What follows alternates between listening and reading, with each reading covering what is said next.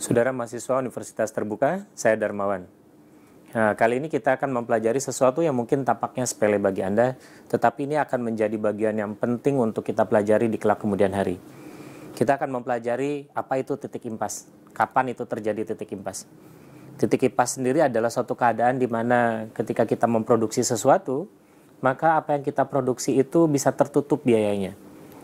Secara sederhana bisa digambarkan oleh grafik seperti ini.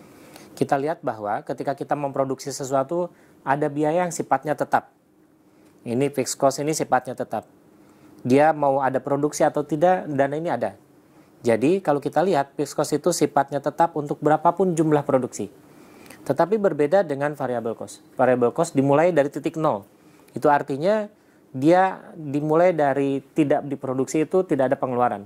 Dan pengeluarannya akan mengikuti berapa banyak produksi dilakukan. Kemudian kalau kita gabungkan, itu namanya biaya total atau total cost.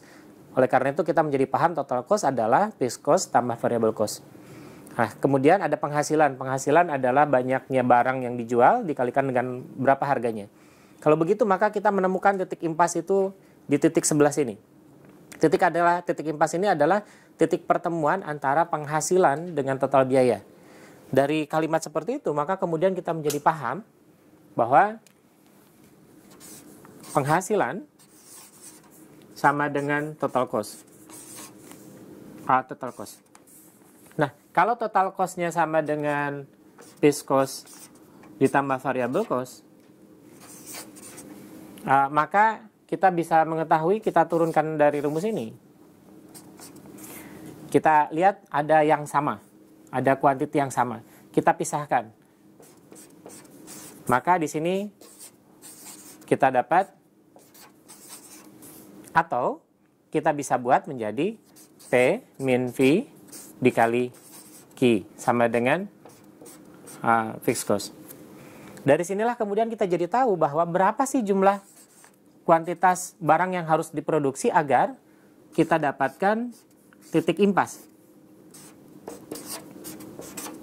Nah, kalau kita perhatikan berarti ketika kita memproduksi sesuatu dan ingin agar setidak-tidaknya biaya produksi tertutup, maka kita harus memproduksi setidak-tidaknya sejumlah fixed cost dibagi dengan biaya dikurangi dengan variabelnya.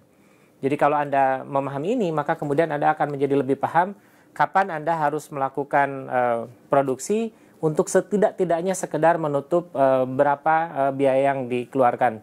Jika Anda di atas itu, maka kita akan mendapatkan laba. Jadi kalau misalkan kita melakukan produksi di atas itu, melakukan penjualan di atas itu, kita mendapatkan laba.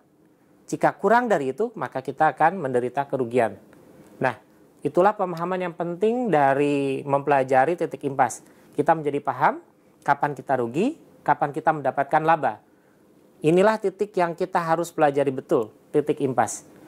Semoga Anda memahaminya. Terima kasih.